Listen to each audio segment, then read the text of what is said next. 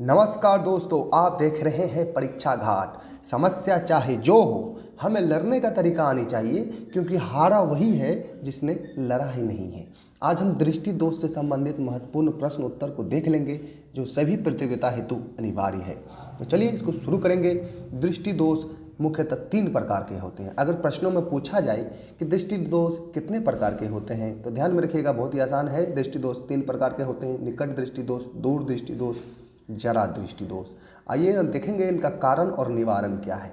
निकट दृष्टि दोष, इसको मायोपिया भी कहते हैं। इसमें आंखें नज़दीक की वस्तु को देख लेती हैं। निकट दृष्टि दोष में निकट के ही वस्तु को देख सकती है आसानी से, लेकिन दूर की वस्तुओं को ठीक ढंग से नहीं देखा जा सकता।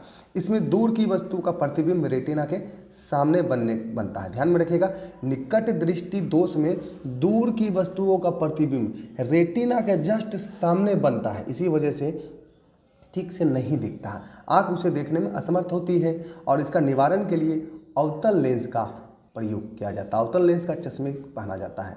निकट दृष्टि दोष को दूर करने के लिए अवतल लेंस का चश्मे का प्रयोग किया जाता है।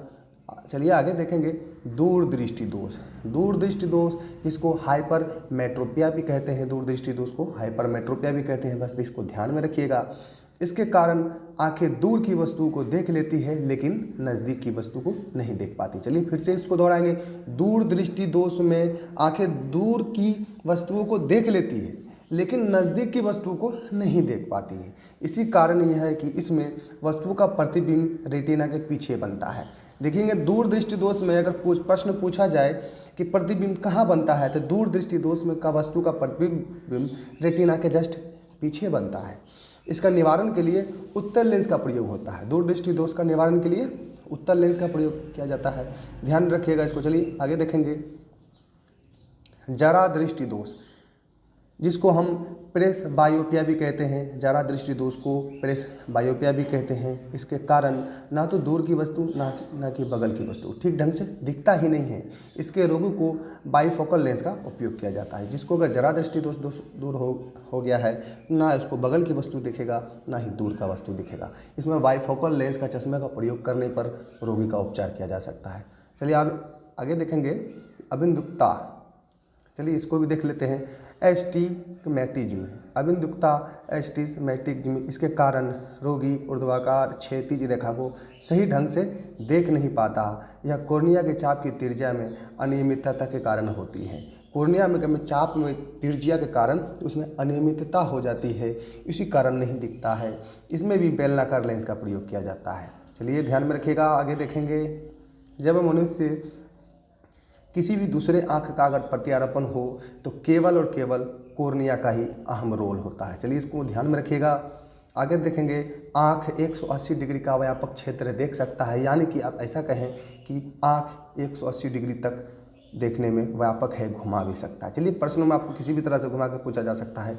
वर्णधता, कलर ब्लाइंडनेस, यह 3 प्रकार का होता है, जिसमें रोगी कुछ विशेष रंग का पहचान नहीं कर पाता है, जिसमें हरे रंग और नीले रंग और लाल रंग है। अगर रोगी को ड्यूरेटिनोपिया अगर हो जाए, तो वह हरे रंग को नहीं देख पाएगा। अगर रोगी को टाइट्रोनोपिया हो जाए, तो वह नीले रंग को नहीं देख पाएगा। अगर रोगी को प्रोटेनोपिया हो जाए, तो वह लाल रंग को नहीं देख पाएगा। चलिए फिर से इसको दोहराएंगे। अगर रोगी को ड्यूटेरोनोपिया अगर हो जाए, ध्यान में रखिएगा, ड्यूटेरोनोपिया एक प्रकार का रोग है। जिस भी व्यक्ति को हो जाए, तो वह हरे रंग को बिल्कुल भी नहीं देख पाएगा। अरे नेक्स्ट देखेंगे, अगर रोगी को टाइट्रोनोपिया हो जाए, यह भी रोग है वर्णधता से संबंधित। अगर टाइट्रोनोपिया हो जाए, तो वह नीले रंग को बिल्कुल ही नहीं पहचान पाएंगे, पहचान करने का बोध खत्म हो जाएगा। अगर रोगी को प्रोटेनोपिया हो जाए, यह भी एक प्रकार का वर्णधता रोग है, तो वह लाल रंग को नहीं देख पाएगा। ध्यान में रखिएगा। अगर चलिए इसको एक बार ट्रिक में समझाता हूँ, ताकि आपको ज़्यादा दिन तक याद रहे। ड्यूटेरोनोपिया हरे रंग, टाइट्रोनोपिया नीले रंग, प्रोटोनोपिया लाल रंग। अगर हमारा यह वीडियो आपको अच्छा लगा है, तो प्लीज़ सब्सक्राइब और शेयर ज़रूर कीजिएगा। फिर मिलेंगे आपसे अगले वीडियो में।